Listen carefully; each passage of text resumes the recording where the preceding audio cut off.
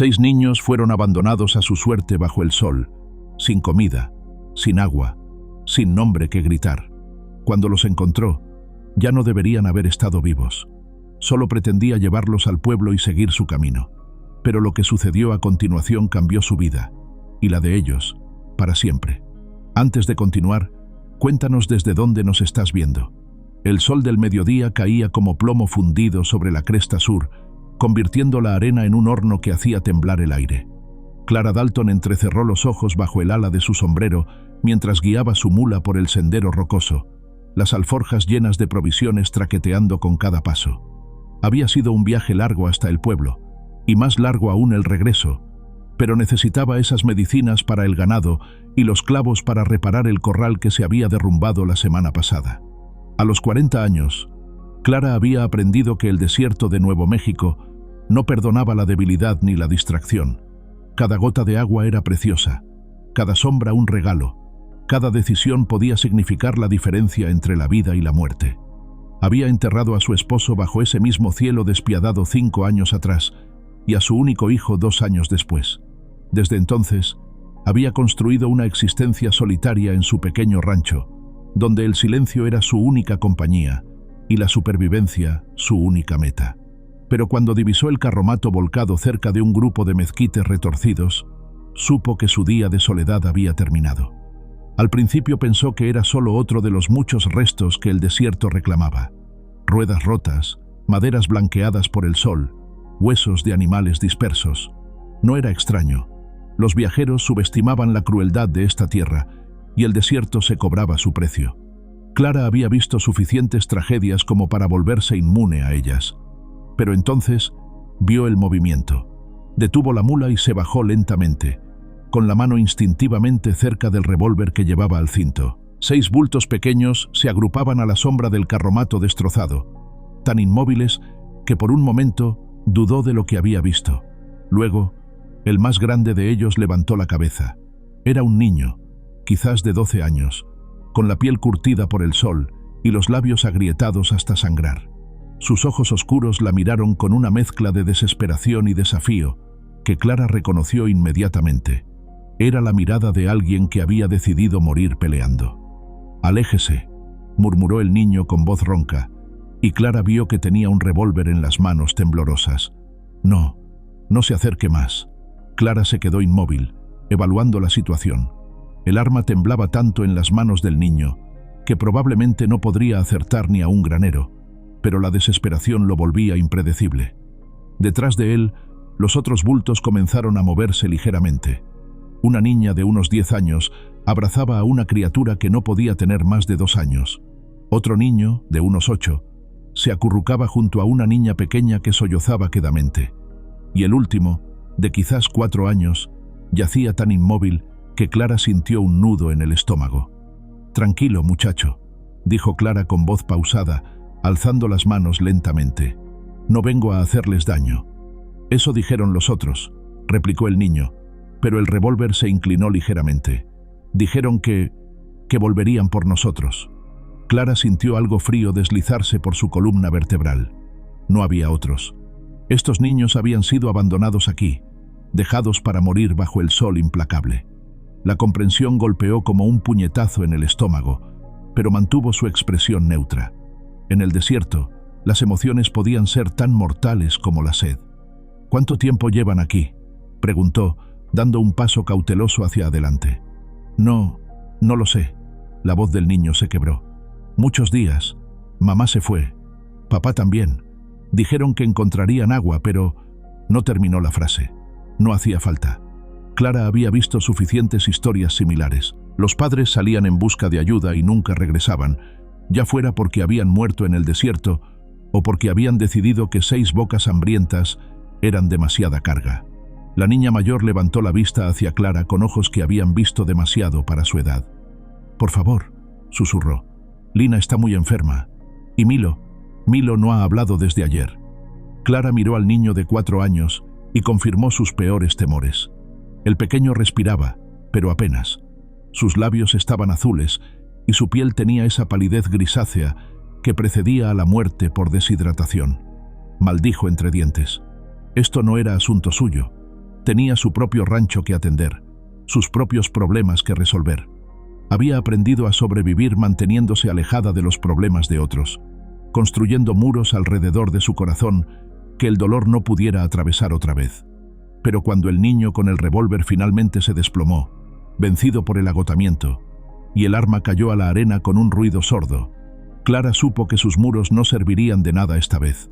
Se acercó rápidamente y tomó la cantimplora de su cinturón. El agua era preciosa, pero estos niños morirían sin ella. Vertió unas gotas en los labios del pequeño Milo primero, luego en los de la bebé que la niña mayor sostenía. «¿Cómo se llaman?», preguntó mientras trabajaba, su voz más suave de lo que había sido en años.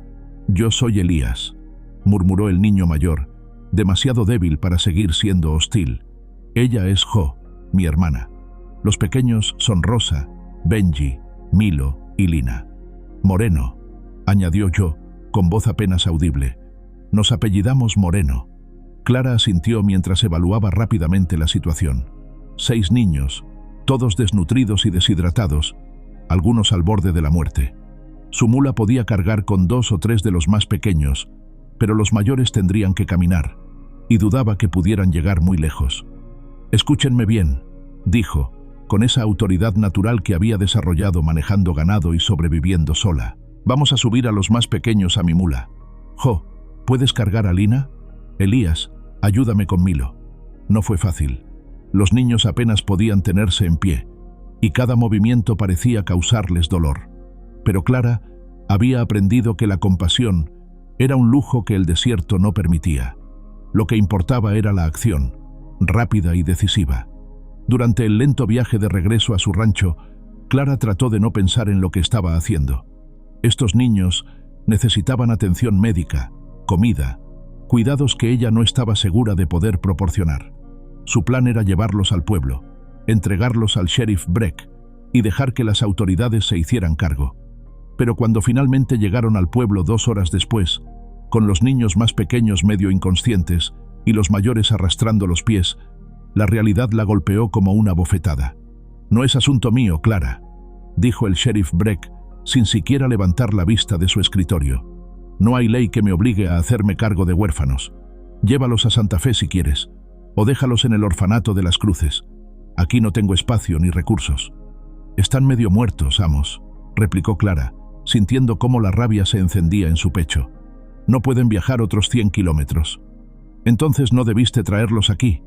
Breck finalmente la miró, y Clara vio en sus ojos esa indiferencia calculada que había aprendido a despreciar. «Ya bastantes problemas tengo sin añadir 6 bocas más que alimentar». Clara se volvió hacia el doctor Miller, que había estado examinando superficialmente a los niños en el porche de su consulta. «Necesitan atención médica, al menos el pequeño». «Necesitan muchas cosas», replicó Miller, limpiándose las manos en un trapo sucio. «Pero sin dinero por adelantado, no puedo hacer nada. Tengo mis propias cuentas que pagar». La frustración ardía en la garganta de Clara como whisky barato.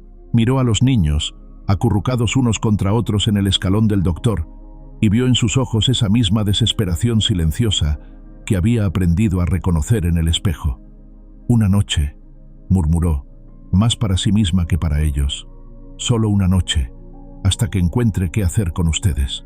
Pero incluso mientras las palabras salían de su boca, Clara sabía que se estaba mintiendo. Algo en la forma en que Jo sostenía a la bebé, en cómo Elías protegía instintivamente a sus hermanos menores, en la manera en que Rosa se aferraba a la falda sucia de Jo, había despertado algo que había mantenido enterrado durante años. El viaje de regreso a su rancho se hizo en silencio. Los niños estaban demasiado agotados para hablar, y Clara demasiado absorta en sus pensamientos para intentar una conversación. Su hogar, una casa de adobe de 3 habitaciones rodeada por corrales y un pequeño huerto, nunca le había parecido tan silencioso como cuando lo vio aparecer en el horizonte. Una vez dentro, Clara se movió con eficiencia mecánica. Extendió mantas en el suelo de la sala principal, preparó un caldo ligero con las pocas verduras que tenía, y racionó agua para cada niño con la precisión de alguien que había aprendido que cada gota contaba. Jo se hizo cargo de la bebé Lina sin que se lo pidieran, mientras Elías mantuvo una vigilancia protectora sobre los demás. Benji, el de 8 años, Intentó robar un bizcocho de la mesa cuando pensó que Clara no miraba, pero ella fingió no verlo. Rosa no se separó de Jo ni un momento, y Milo finalmente habló para pedir agua con una voz tan pequeña que se rompió el corazón que Clara insistía en no tener. Cuando finalmente los acostó, con los niños mayores durmiendo en el suelo y los más pequeños en su propia cama, Clara salió al porche y se sentó en la mecedora que había construido su esposo años atrás. La noche del desierto se extendía ante ella, llena de estrellas y silencio. Había planeado que fuera solo una noche de descanso antes de llevarlos a otro lugar, a algún sitio donde pudieran convertirse en problema de otra persona.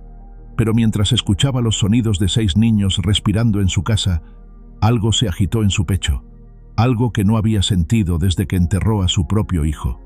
Clara Dalton había sobrevivido 5 años diciéndose que no necesitaba a nadie, que el amor era una debilidad que no podía permitirse. Pero ahora, con 6 vidas frágiles durmiendo bajo su techo, se dio cuenta de que algunos muros se construían no para mantener el dolor fuera, sino para mantener el corazón encerrado dentro. El viento nocturno susurró entre los mezquites, y Clara se quedó despierta mucho después de que las estrellas comenzaran a palidecer, sabiendo que cuando amaneciera, tendría que tomar una decisión que cambiaría todo, porque el desierto no perdonaba, pero a veces, en las noches más silenciosas, ofrecía una segunda oportunidad a quienes tenían el valor de tomarla. Contar y preparar esta historia nos tomó mucho tiempo, así que si la estás disfrutando, suscríbete a nuestro canal. Significa mucho para nosotros. Ahora volvamos a la historia. El crujido de la mecedora se detuvo cuando Clara escuchó el primer gemido desde el interior de la casa. Era Rosa, la niña de 6 años, luchando contra otra pesadilla. Clara se levantó lentamente, sus articulaciones protestando después de haber pasado la noche entera en el porche, y entró a la casa donde la luz del amanecer apenas se filtraba por las ventanas. Jo ya estaba despierta, acunando a Rosa contra su pecho y susurrándole palabras de consuelo que sonaban demasiado maduras para una niña de 10 años. Elías se había sentado en su manta, alerta y tenso, con esa mirada de animal acorralado que Clara había aprendido a reconocer. Los demás niños seguían durmiendo, pero era un sueño inquieto, lleno de sobresaltos y murmullos. «Buenos días», murmuró Clara, manteniéndose cerca de la puerta para no parecer invasiva. Jo levantó la vista, sus ojos oscuros llenos de una gratitud silenciosa que hizo que Clara se sintiera incómoda. «Gracias, señora Dalton, por todo». Clara asintió brevemente y se dirigió a la cocina. No sabía cómo manejar la gratitud, especialmente de niños que no tenían razón alguna para confiar en los adultos. Se mantuvo ocupada preparando avena y café, tratando de ignorar la forma en que Elías la observaba, como si esperara que en cualquier momento les dijera que se fueran. Durante el desayuno, Clara estudió a cada uno de los niños con la misma atención meticulosa que usaba para evaluar ganado enfermo. Lina, la bebé, parecía más alerta aunque todavía demasiado débil. Milo había vuelto a hablar, pidiendo más agua en susurros. Benji intentaba bromear para aliviar la tensión, pero sus ojos saltaban nerviosamente hacia la puerta cada pocos minutos. Rosa se aferraba a Jo como si fuera su línea de vida. Y Elías la desafiaba con cada mirada, cada gesto tenso de sus hombros. Era el protector, el que había mantenido vivos a sus hermanos en el desierto, y no estaba dispuesto a ceder esa responsabilidad fácilmente. «Necesito ir al pueblo otra vez», dijo Clara finalmente, empujando su plato medio vacío, «a hablar con el sheriff sobre de dónde vinieron ustedes». «No lo haga». La voz de Elías cortó el aire como un látigo. «El sheriff no va a ayudar. Ningún adulto lo hace».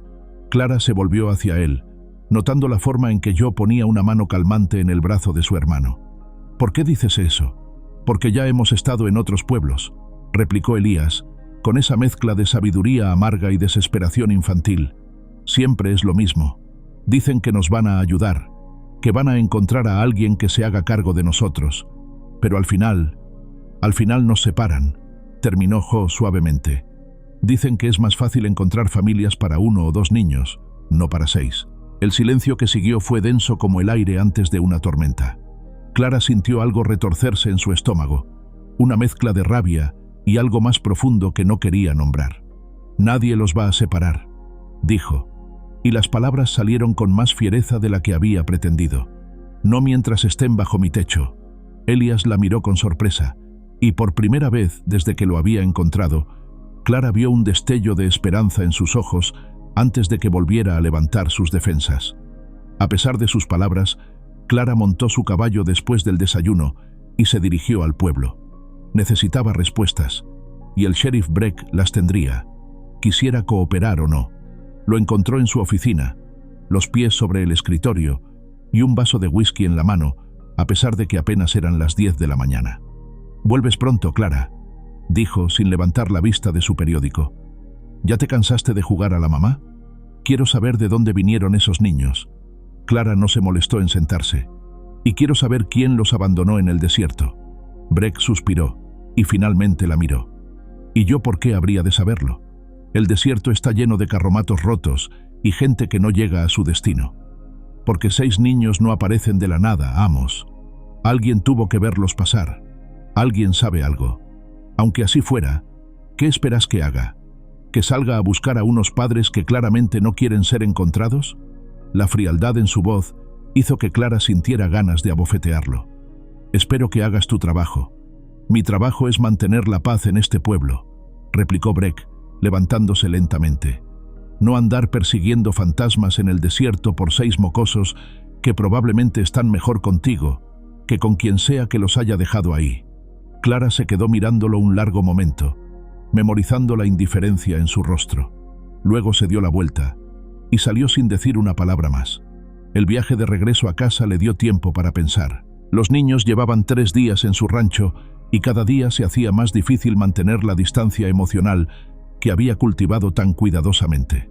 Yo ayudaba con las tareas domésticas sin que se lo pidieran, moviéndose por la cocina con una eficiencia silenciosa que recordaba a Clara dolorosamente a sí misma a esa edad. Benji había empezado a seguirla cuando alimentaba a los pollos, haciendo preguntas incesantes sobre el rancho que ella respondía a regañadientes. Incluso Rosa había comenzado a sonreírle tímidamente cuando pensaba que Clara no la estaba mirando. Pero era Elías quien más la desconcertaba. El niño la observaba constantemente, como si tratara de descifrar sus intenciones. Esa mañana lo había encontrado afilando un cuchillo viejo que había sacado de quién sabe dónde, y cuando le preguntó qué hacía, él había respondido simplemente: «Estoy preparado». ¿Preparado para qué? Clara no se atrevía a preguntar. Cuando llegó a casa, encontró la escena que se estaba volviendo familiar. Jo preparando una comida simple con los ingredientes que Clara había dejado, los niños más pequeños jugando en el suelo de tierra del porche, y Elías sentado aparte, vigilando. «¿Cómo estuvo el pueblo?», preguntó yo, y Clara notó que la niña no preguntaba si había encontrado un lugar para ellos, como si ya supiera cuál sería la respuesta. «El sheriff no fue de mucha ayuda», admitió Clara, colgando su sombrero en el gancho junto a la puerta. «Se lo dije», murmuró Elías, pero había menos hostilidad en su voz que antes. Esa noche, mientras Clara revisaba su reserva de comida y calculaba mentalmente cuánto tiempo podría alimentar a 6 bocas más, escuchó voces en el porche.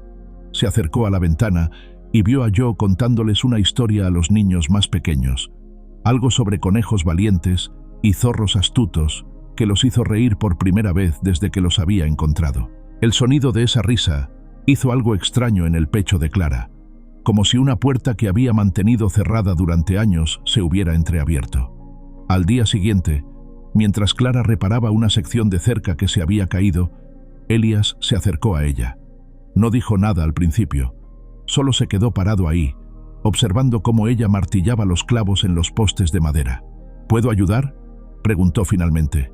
Clara se detuvo, sorprendida. En los 4 días que llevaban en su rancho, Elías había mantenido una distancia cuidadosa, ayudando solo con sus hermanos y evitando cualquier tarea que pudiera interpretarse como colaboración con ella. «¿Sabes usar un martillo? Mi papá me enseñó antes de que se fuera». La forma en que dijo «se fuera» le dijo a Clara todo lo que necesitaba saber sobre lo que realmente había pasado con los padres de estos niños. Trabajaron en silencio durante 1 hora, Elías sosteniendo los postes mientras Clara los aseguraba. Era un trabajo duro bajo el sol, pero el niño no se quejó. Al contrario, parecía encontrar cierto consuelo en tener algo útil que hacer. ¿Por qué no nos ha echado todavía?, preguntó de repente, sin levantar la vista del poste que sostenía. Clara se detuvo con el martillo en alto. ¿Quieres que lo haga? No es eso. Elías la miró entonces, y Clara vio en sus ojos la vulnerabilidad que se escondía detrás de toda esa fiereza. Es solo que los adultos siempre dicen que nos van a ayudar, pero nunca es por mucho tiempo. Y nosotros estamos acostumbrados a cuidarnos solos. Clara bajó el martillo y se sentó en cuclillas para quedar a la altura del niño. ¿Sabes qué pienso, Elías?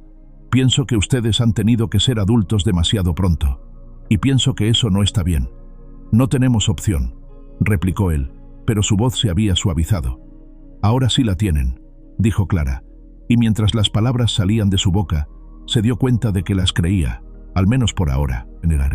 Esa noche, mientras Clara se sentaba en el porche después de que todos se hubieran acostado, Elías salió de la casa. Llevaba una manta y se sentó en el escalón, cerca pero no demasiado. ¿No puede dormir?, preguntó Clara. Nunca duermo bien en lugares cerrados, admitió él. En el desierto, necesitaba estar despierto para vigilar. Por si algo pasaba.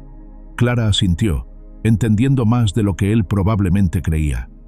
Puede quedarse aquí si quiere, pero deje el cuchillo dentro. Elías la miró con sorpresa, luego con algo que podría haber sido respeto. ¿Cómo sabía del cuchillo? Porque yo también sé lo que es no confiar en nadie. Se quedaron en silencio durante un rato, escuchando los sonidos nocturnos del desierto. Finalmente, Elías habló de nuevo. Los otros niños están empezando a pensar que tal vez podríamos quedarnos aquí. Jo dice que usted es diferente. ¿Y tú qué piensas? Elías se quedó callado tanto tiempo que Clara pensó que no iba a responder. Pienso que quiero creerlo, dijo finalmente. Pero también pienso que cuando uno empieza a creer en algo, es cuando más duele cuando se acaba.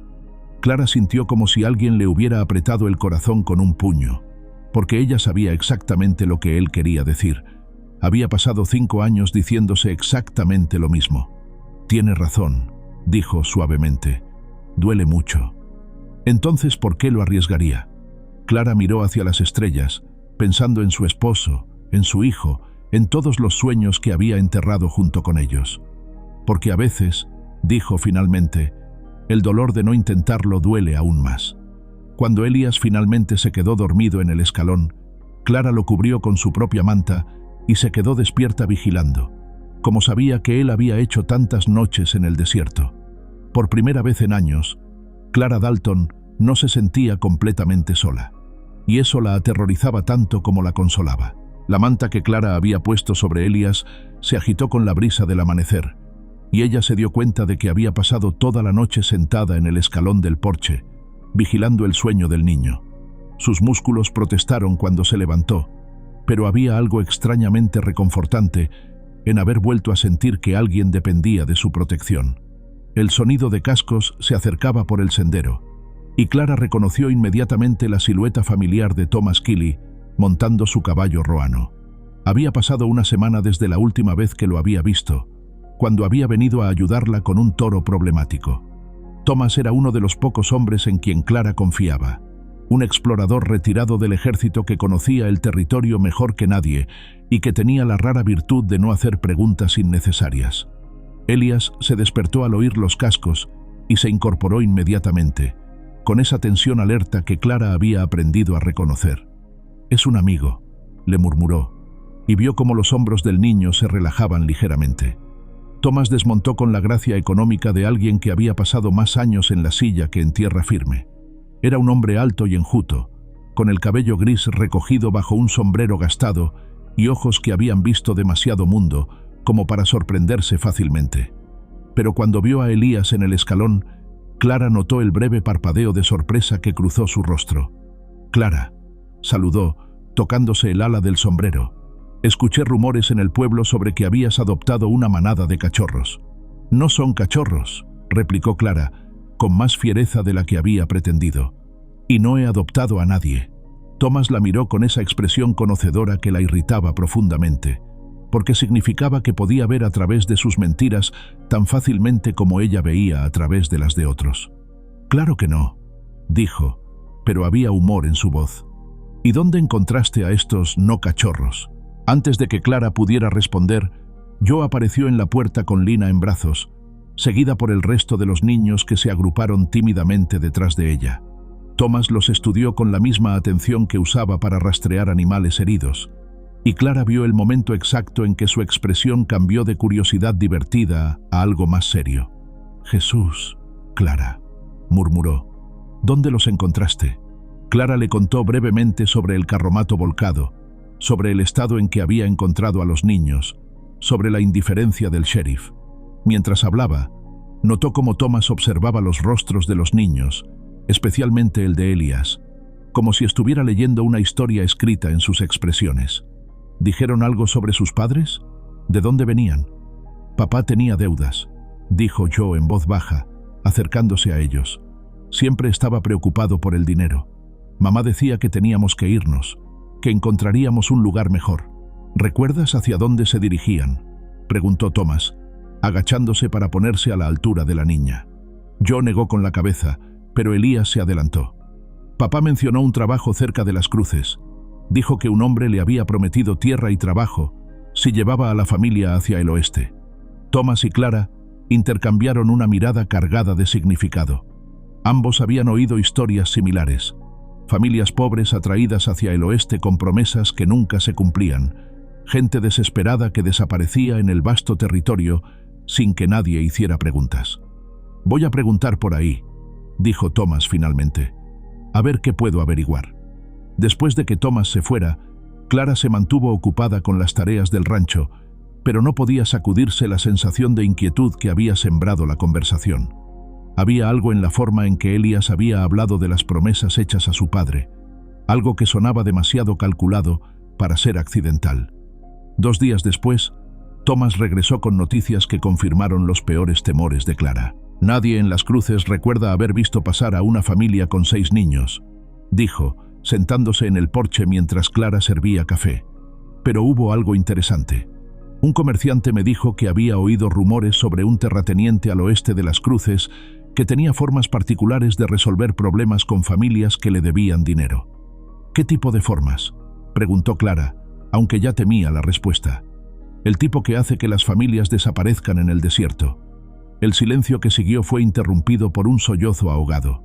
Clara se volvió y vio a Rosa en la puerta, con los ojos llenos de lágrimas.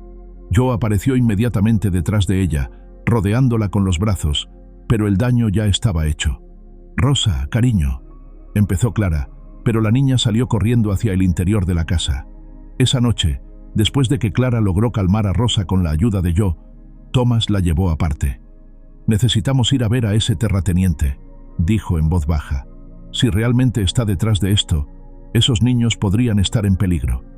«¿Qué quieres decir?». «Pienso que si alguien pagó para que esa familia desapareciera, no van a estar muy contentos de saber que los niños sobrevivieron».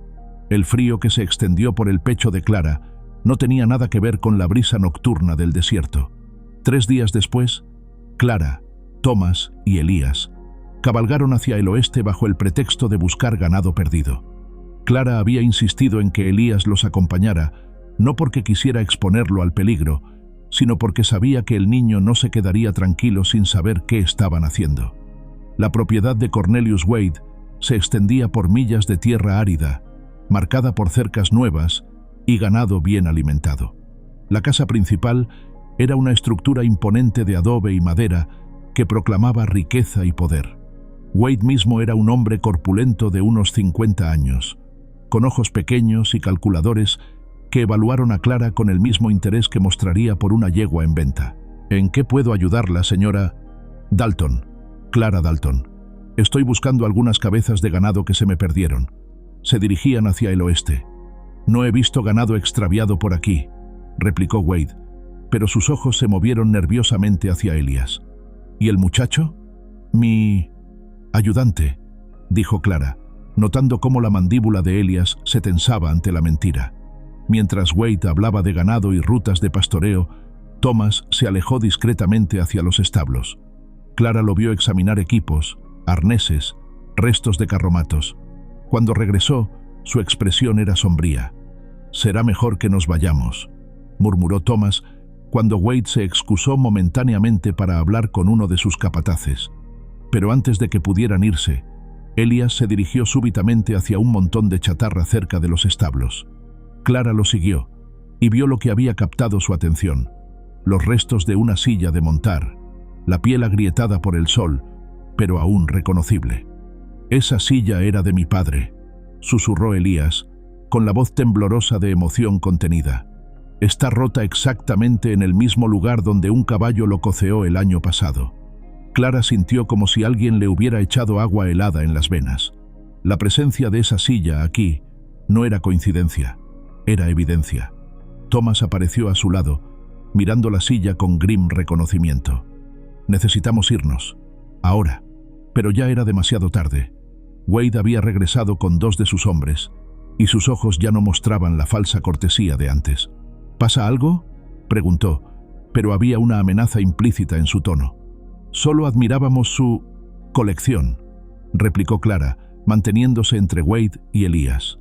«Sí, recojo muchas cosas del desierto», dijo Wade lentamente. «Nunca se sabe cuándo algo que parecía inútil puede resultar valioso». La tensión en el aire era palpable. Clara vio cómo los hombres de Wade se movían para bloquear discretamente sus rutas de escape, cómo Thomas llevaba la mano hacia su revólver. «Bueno, hemos tomado suficiente de su tiempo», dijo Clara con toda la calma que pudo reunir. «Gracias por su ayuda». «Por supuesto», replicó Wade. «Y señora Dalton, si encuentra lo que está buscando, espero que tenga cuidado con ello. El desierto puede ser muy peligroso, especialmente para cosas pequeñas e indefensas». El mensaje era claro como un disparo. Wade sabía exactamente quiénes eran y por qué estaban allí. El viaje de regreso se hizo en silencio tenso. No fue hasta que estuvieron a varias millas de la propiedad de Wade que Thomas finalmente habló. «Ese bastardo lo hizo», dijo con voz seca, «o al menos pagó para que alguien más lo hiciera». «¿Qué hacemos ahora?», preguntó Clara, aunque ya conocía la respuesta. «Ahora protegemos a esos niños», replicó Thomas, «porque Wade sabe que sobrevivieron y no va a dejar cabos sueltos». Elías, que había permanecido en silencio durante todo el viaje, finalmente habló. «Yo sabía que papá no nos había abandonado», dijo con voz quebrada. «Sabía que algo le había pasado». Clara extendió la mano y tocó el hombro del niño, sintiendo cómo temblaba bajo su palma. «Lo siento, Elías. Siento mucho que hayas tenido que ver eso». «No se disculpe», replicó él, y cuando la miró, Clara vio una determinación férrea en sus ojos. «Ahora sabemos la verdad, y eso significa que podemos luchar contra ella». Mientras cabalgaban hacia casa bajo el cielo cada vez más oscuro, Clara se dio cuenta de que ya no se trataba solo de dar refugio temporal a 6 niños perdidos. Se trataba de proteger a su familia, porque eso era lo que eran ahora, se admitiera o no, su familia. Y Clara Dalton defendería a su familia contra cualquiera que tratara de hacerles daño, incluso si eso significaba luchar contra hombres más poderosos que ella. Había perdido una familia antes, no perdería otra. El desierto nocturno se extendía ante ellos, lleno de peligros conocidos y desconocidos. Pero por primera vez en años, Clara no cabalgaba sola hacia casa, y eso hacía toda la diferencia del mundo. 6 piedras. Parte 4. Nadie quiere lo que es mío. Las luces de la casa aparecieron en la distancia como estrellas caídas, y Clara sintió algo aflojarse en su pecho al ver que Jo había dejado una lámpara encendida en la ventana. Era un gesto pequeño, pero significaba que alguien los esperaba en casa, que había un lugar donde pertenecían. Cuando desmontaron, Jo salió al porche con Lina en brazos, seguida por los otros niños que se agruparon ansiosamente a su alrededor. Clara vio el alivio en sus rostros y se dio cuenta de que habían estado preocupados, temiendo quizás que esta vez los adultos tampoco regresaran. «¿Encontraron algo?», preguntó Jo, pero su voz cuidadosa sugería que ya sabía que las noticias no serían buenas. Clara miró a Elías, que asintió casi imperceptiblemente. «Encontramos respuestas», dijo Clara simplemente, «pero no son las que esperábamos». Esa noche, después de que los niños más pequeños se durmieran, Clara, Thomas, Elías y Jo se sentaron alrededor de la mesa de la cocina. La conversación que siguió fue difícil, llena de verdades que ningún niño debería tener que escuchar, pero Clara había aprendido que Elías y Jo ya no eran realmente niños, no después de todo lo que habían vivido. «¿Qué va a pasar ahora?», preguntó yo, después de que Clara terminara de explicar lo que habían descubierto. Ahora nos preparamos, replicó Thomas. Wade no puede permitir que ustedes vivan sabiendo lo que saben. Pero nosotros no sabemos nada realmente, protestó Elías. Solo que él tiene las cosas de papá. Eso es suficiente para un hombre como Wade, dijo Clara. Hombres así no llegan al poder dejando cabos sueltos. Al día siguiente, Clara comenzó a notar cambios sutiles en el pueblo. Conversaciones que se detenían cuando ella se acercaba. Miradas furtivas. El tendero que había sido amistoso durante años, ahora apenas la saludaba con un gruñido. Fue Thomas quien le trajo las noticias más preocupantes. Wade ha estado haciendo preguntas, le dijo mientras reparaban una cerca rota. Ha estado preguntando por ti, por los niños, y ha estado pagando bien por la información. ¿Qué tipo de preguntas? ¿Cuántos niños tienes? ¿Qué planes tienes para ellos? Si planeas quedártelos o entregarlos a las autoridades. Clara sintió un nudo frío formarse en su estómago. ¿Y qué le dice la gente? La mayoría no dice nada. Pero el sheriff Breck ha estado muy interesado en tus asuntos últimamente. Como si lo hubieran invocado, el sheriff Breck apareció esa tarde, cabalgando hasta el rancho con 2 diputados que Clara no reconocía. Su presencia inmediatamente puso nerviosos a los niños, que se agruparon cerca de la casa como animales acorralados. Clara, saludó Breck, pero no se molestó en desmontarse. Necesito hablar contigo sobre esos niños. ¿Qué pasa con ellos? He recibido informes de que estás albergando vagabundos menores. Eso podría ser problemático bajo la ley territorial.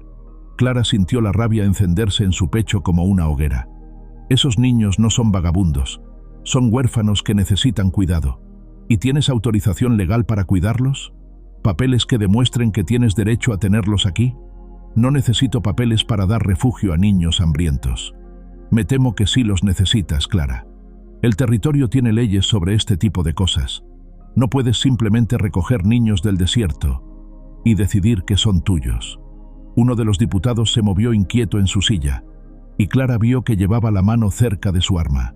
La amenaza implícita era clara. ¿Y qué sugieres que haga, Amos? Sugiero que entregues a los niños a las autoridades apropiadas para que sean colocados con familias adecuadas. Por separado, por supuesto. Es más fácil encontrar hogares para 1 o 2 niños que para 6. No. La palabra salió de Clara con tanta fuerza que hasta los caballos se sobresaltaron. No van a separar a esta familia. No son una familia, Clara, replicó Breck con falsa paciencia. Son 6 huérfanos sin relación legal contigo. Y si no cooperas voluntariamente, tendré que tomar medidas legales. Fue entonces cuando Elías salió de detrás de la casa, moviéndose con esa gracia silenciosa que había aprendido en el desierto. En sus manos llevaba un lazo enrollado, y Clara reconoció inmediatamente la determinación en sus ojos. «Sheriff», dijo Elías con voz calmada, «¿alguna vez ha visto domar un caballo salvaje?» Breck lo miró con sorpresa. «¿Qué? ¿Un caballo salvaje? ¿Ha visto cómo se hace? Muchacho, no entiendo qué...» «Yo sí sé», interrumpió Elías, dirigiéndose hacia el corral donde Clara mantenía un potro joven que había estado resistiendo todos los intentos de entrenamiento. «Mi papá me enseñó». Lo que siguió fue una de las demostraciones más extraordinarias que Clara había visto jamás. Elías se movió hacia el potro con una paciencia y confianza que desmentían su edad, hablándole en voz baja mientras se acercaba. El animal, que había rechazado violentamente todos los intentos anteriores de Clara por domarlo, se calmó gradualmente bajo la influencia tranquila del niño. En menos de 1 hora, Elías tenía una silla sobre el lomo del potro y lo estaba montando alrededor del corral, como si hubiera nacido en esa silla. El sheriff y sus diputados observaron en silencio, claramente impresionados a pesar de sí mismos. «Como puede ver», dijo Elías finalmente, desmontando con gracia, «algunas cosas no se pueden forzar. Tienen que surgir naturalmente, cuando hay confianza y respeto mutuo». Breck lo miró durante un largo momento. «Eres muy elocuente para un niño del desierto». «He aprendido a comunicarme cuando es necesario», replicó Elías, y Clara sintió orgullo hinchar su pecho. Después de que el sheriff se fuera con advertencias vagas sobre procedimientos legales, Clara encontró a Elías sentado en el corral, acariciando al potro que había domado. «Eso fue increíble», le dijo, sentándose en la cerca a su lado. Papá siempre decía que la fuerza nunca funciona con los caballos salvajes, replicó Elías. Hay que mostrarles que pueden confiar en ti, que no vas a lastimarlos. Clara entendió el mensaje implícito. Elías le estaba mostrando que confiaba en ella, que había decidido que ella no los lastimaría. Elías, dijo suavemente, quiero que sepas algo. No importa lo que diga el sheriff, no importa lo que amenace Wade. Ustedes se quedan aquí.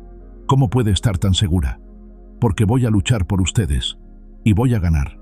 Esa determinación se puso a prueba cuando Thomas regresó al día siguiente con noticias de que Clara tendría que presentarse ante un juez itinerante en Santa Fe para defender legalmente su custodia de los niños. Wade está detrás de esto, dijo Thomas. Ha presentado una reclamación legal, diciendo que los niños son propiedad de la herencia de su padre, que él tiene derecho a ellos debido a deudas impagadas. ¿Puede hacer eso? Puede intentarlo, especialmente si tiene al sheriff de su lado. Clara se quedó en silencio por un momento. Luego se volvió hacia Thomas con una expresión que él no había visto desde los días inmediatamente posteriores a la muerte de su esposo. Entonces, iremos a Santa Fe y lucharemos. Los días siguientes se llenaron de preparativos. Clara vendió algunas cabezas de ganado para pagar un abogado, aunque el único que pudo permitirse era un joven recién graduado de la escuela de leyes que parecía más nervioso que ella. Thomas ayudó a preparar testimonios, documentando todo lo que habían encontrado en la propiedad de Wade, pero fue yo quien tuvo la idea que cambiaría todo. Rosa debería hablar en el tribunal, dijo una noche mientras ayudaba a Clara a doblar la ropa limpia. Jo, cariño, Rosa apenas habla con nosotros. No puede testificar ante un juez. Puede si yo la ayudo, insistió Jo. Ella recuerda cosas sobre lo que pasó antes de que papá y mamá se fueran, cosas que el juez necesita escuchar. Clara la miró, viendo en los ojos de esa niña de 10 años una sabiduría que le partía el corazón. ¿Estás segura de que Rosa puede hacerlo? Rosa es más fuerte de lo que la gente piensa, replicó Jo. Solo necesita saber que estamos con ella. La noche antes de partir hacia Santa Fe, Clara se sentó en el porche con los 6 niños agrupados a su alrededor. Benji había tallado "Familia Moreno" en un trozo de madera y lo había clavado junto a la puerta principal. Milo se había quedado dormido en el regazo de Clara. Rosa sostenía la mano de Jo con fuerza. ¿Y si perdemos?, preguntó Elías en voz baja. No vamos a perder, replicó Clara con una convicción que sorprendió incluso a ella misma. ¿Cómo puede estar tan segura? Clara miró a cada uno de los rostros que la rodeaban, estos niños que habían llegado a su vida como extraños y se habían convertido en la razón por la que se levantaba cada mañana. Porque ustedes ya son míos, dijo simplemente, y nadie toma lo que es mío. Mientras las estrellas aparecían una por una en el cielo del desierto, Clara Dalton se preparó para la pelea de su vida. Había perdido una familia antes por circunstancias fuera de su control. Esta vez, lucharía con todo lo que tenía para proteger la familia que había encontrado. Y esta vez, no perdería. El sol apenas había salido cuando Clara despertó a los niños para el viaje a Santa Fe. Había cambiado de opinión durante la noche. Llevaría a todos. Si iban a luchar por mantener unida a la familia, entonces la familia completa estaría presente para enfrentar lo que viniera. Thomas había llegado antes del amanecer con un carromato prestado lo suficientemente grande para todos. Mientras cargaban las pocas posesiones necesarias para el viaje, Clara notó cómo cada niño había elegido algo especial para llevar. Jo tenía el pequeño crucifijo de madera que había pertenecido a su madre. Elías llevaba el cuchillo que había afilado tantas veces. Rosa había envuelto cuidadosamente una muñeca de trapo hecha con retazos. Benji tenía el trozo de madera tallado con "Familia Moreno".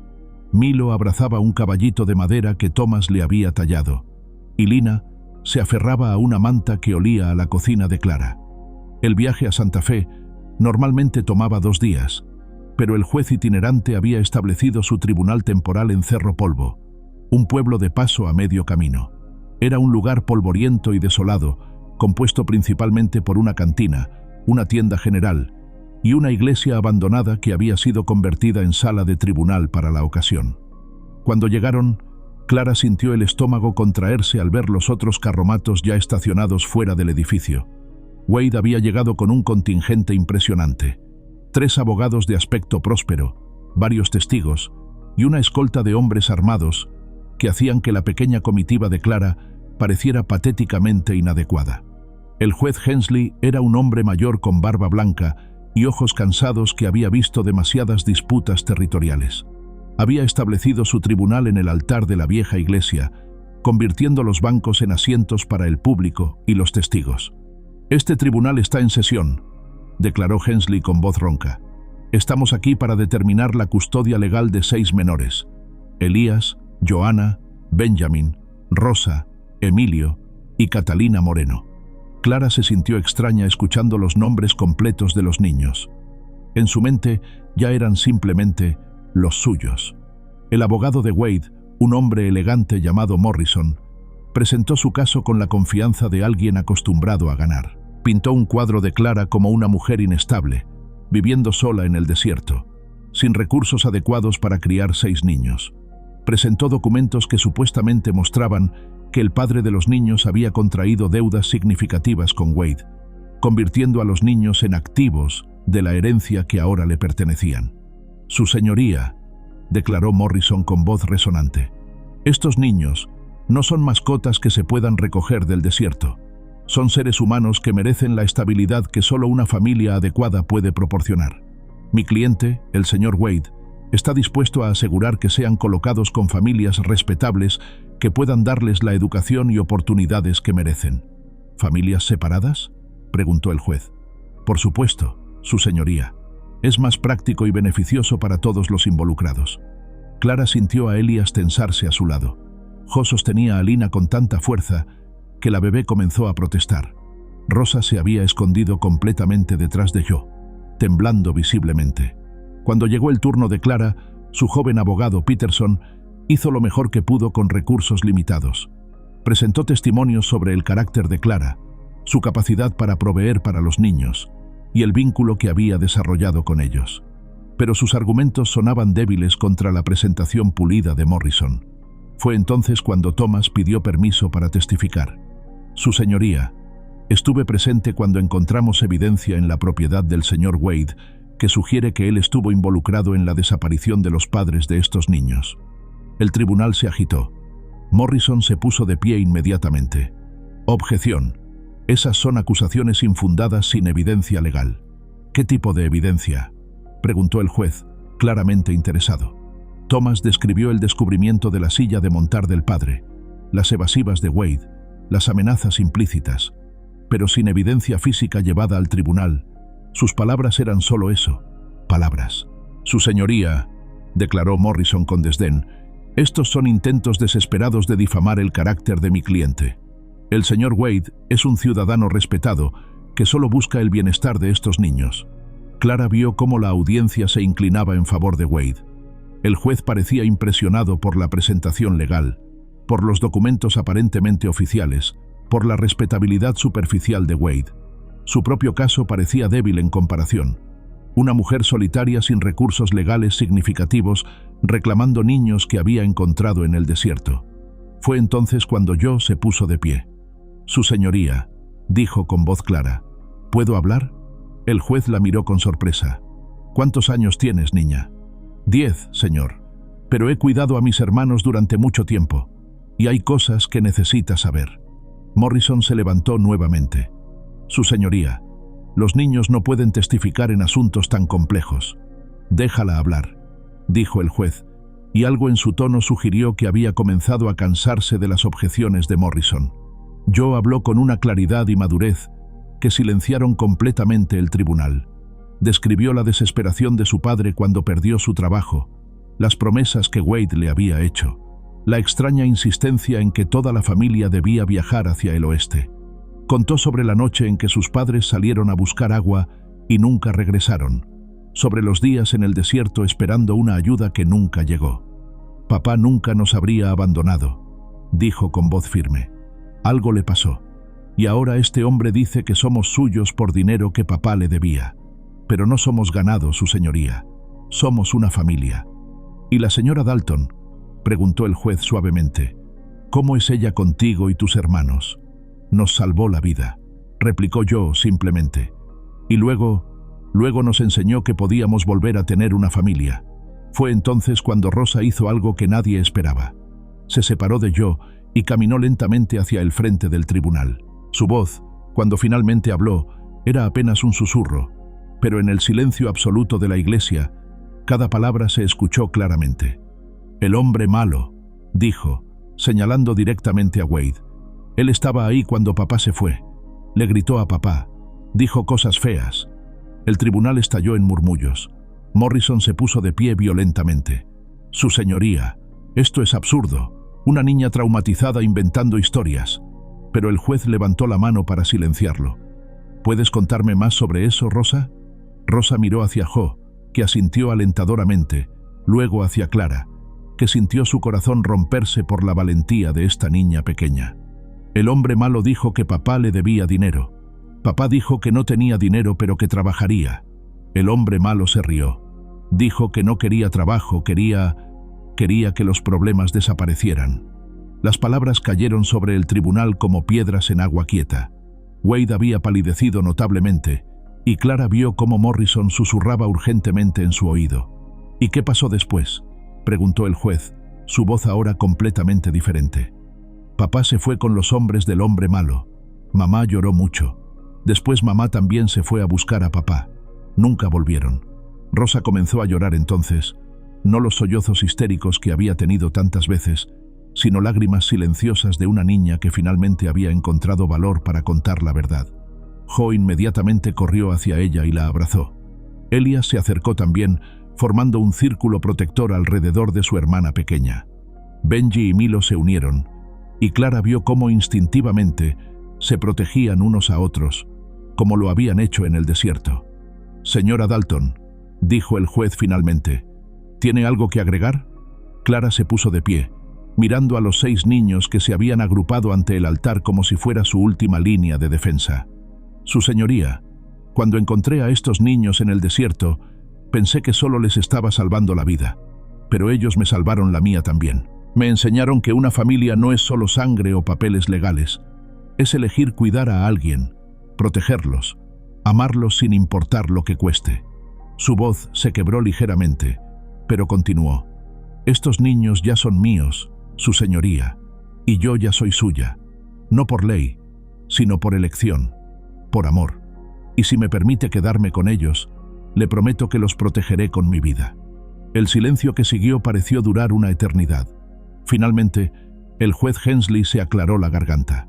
«Después de escuchar todos los testimonios, este tribunal encuentra que hay evidencia suficiente para cuestionar las reclamaciones del señor Wade sobre estos niños. Más aún, es claro que los menores han formado un vínculo familiar fuerte con la señora Dalton». Morrison comenzó a protestar, pero el juez lo silenció con una mirada. «Por lo tanto, otorgo custodia temporal de los 6 menores Moreno a Clara Dalton, pendiente de una revisión completa de las circunstancias que rodearon la desaparición de sus padres». El tribunal estalló en murmullos y comentarios. Wade se levantó abruptamente y salió del edificio, seguido por sus abogados y hombres. Pero Clara apenas los notó. Estaba rodeada por 6 niños que la abrazaban y lloraban, y por primera vez en años sintió que estaba exactamente donde debía estar. Thomas se acercó con una sonrisa que transformaba completamente su rostro habitualmente serio. «Parece que tienes una familia, Clara». «Parece que sí», replicó ella, con Rosa todavía aferrada a su falda y Lina en sus brazos. «Parece que todos la tenemos». Mientras salían del tribunal hacia el carromato que los llevaría de vuelta a casa, Clara vio al sheriff Breck parado junto a su caballo.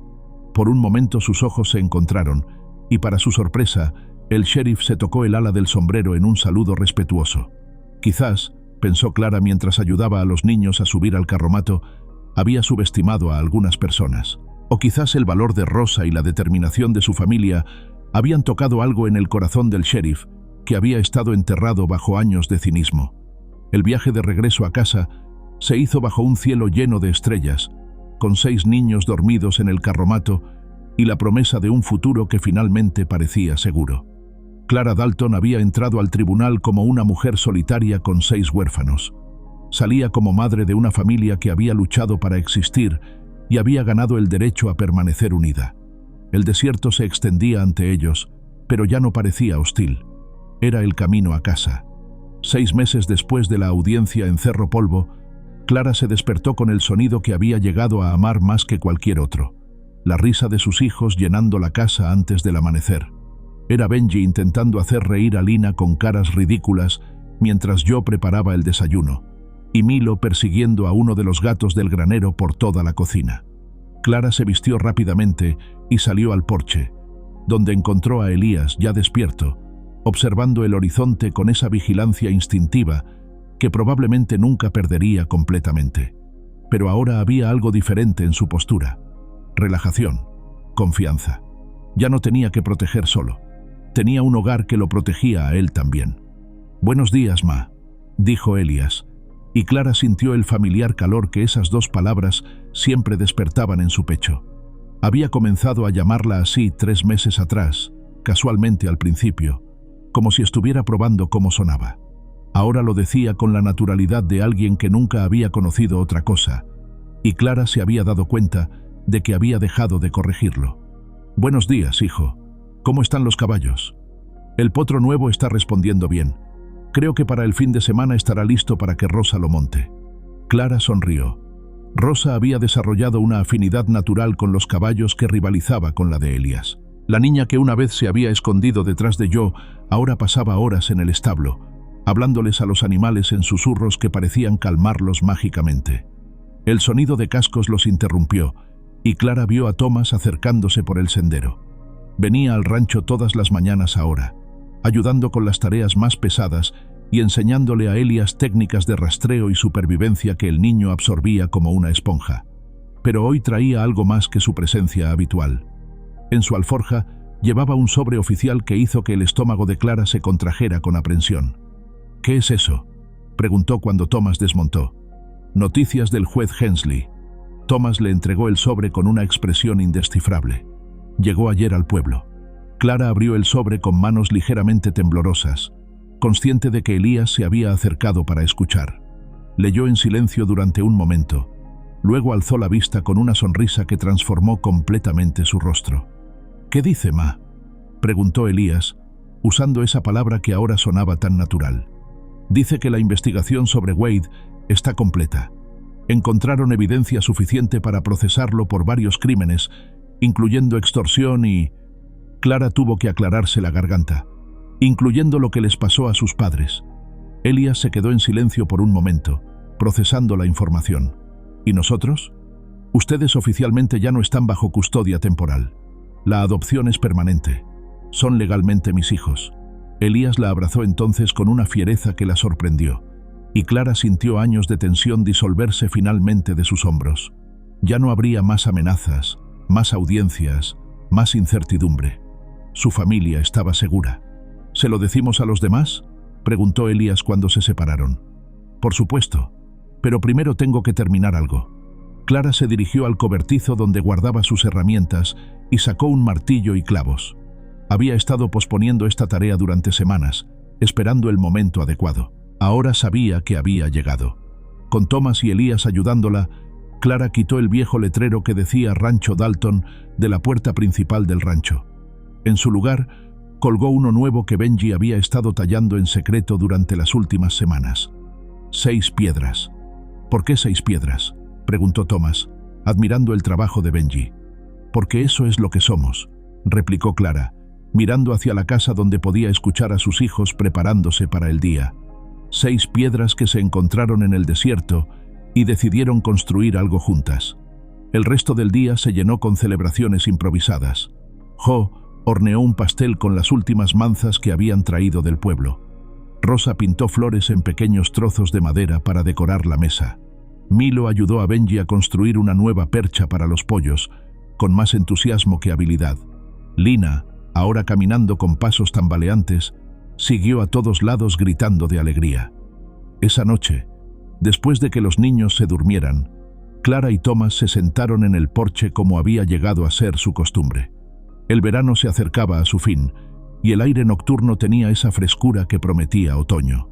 «¿Alguna vez pensaste que terminarías aquí?», preguntó Thomas, señalando hacia la casa llena de vida dormida. «Hace un año.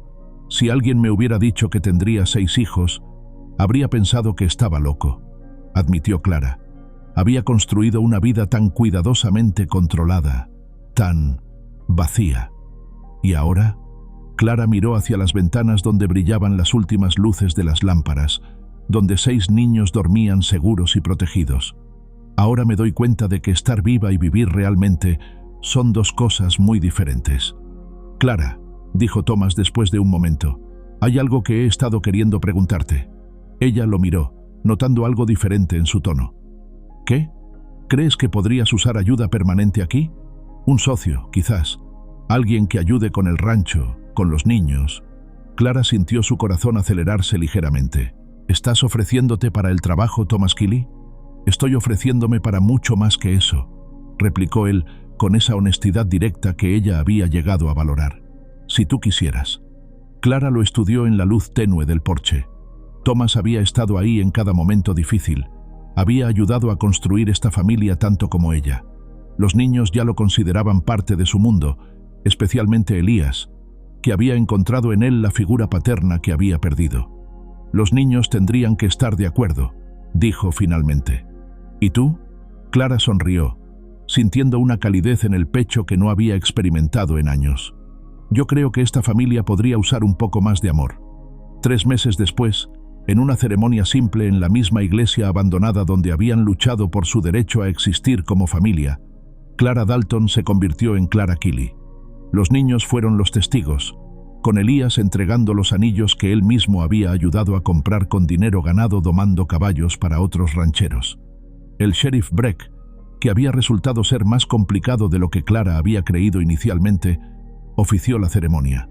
Su actitud hacia la familia había cambiado completamente después del juicio, como si el valor de Rosa hubiera despertado algo en él que había estado dormido durante años. Por el poder que me confiere el territorio de Nuevo México, declaró Breck con solemnidad sorprendente, los declaro marido y mujer. El beso que siguió fue interrumpido por los gritos de alegría de 6 niños que habían ganado no solo una madre, sino también un padre. Después de la ceremonia, mientras la familia celebraba con una comida que yo había preparado con ayuda de las mujeres del pueblo que habían llegado a respetar lo que Clara había construido, Elías se acercó a su nueva madre. «Ma», dijo, «hay algo que quiero enseñarte». La llevó detrás de la casa, donde había estado trabajando en un proyecto secreto durante semanas. Era un pequeño jardín memorial, con 6 piedras cuidadosamente seleccionadas del desierto, cada una pintada por Rosa con el nombre de uno de los niños. En el centro, había plantado un árbol joven. «Es para recordar», explicó Elías, «para recordar de dónde vinimos, pero también para celebrar lo que encontramos». Clara se arrodilló y tocó cada piedra, leyendo los nombres que ahora llevaba legalmente como propios. Elías, Joana, Benjamín, Rosa, Emilio, Catalina. ¿Y el árbol? Thomas dijo que los árboles fuertes necesitan raíces profundas. Pensé que nosotros también las necesitamos. Clara abrazó a su hijo mayor, este niño que había crecido demasiado rápido, pero que todavía tenía la sabiduría para entender que algunas cosas necesitaban ser honradas. «Creo que las tenemos, Elías. Creo que finalmente las tenemos». Mientras el sol se ponía sobre el rancho 6 Piedras, Clara se quedó parada en el porche de su casa, observando a sus hijos jugar en el patio bajo la supervisión cariñosa de Thomas. Benji perseguía a las gallinas mientras Milo lo seguía gritando instrucciones contradictorias. Rosa estaba enseñándole a Lina a trenzar flores del jardín. Yo ayudaba a Elías a reparar un arnés, sus cabezas inclinadas juntas sobre el trabajo. Era una escena de caos doméstico perfectamente normal, el tipo de tarde tranquila que Clara había pensado que no volvería a experimentar. Había comenzado como Clara Dalton, la viuda solitaria del desierto.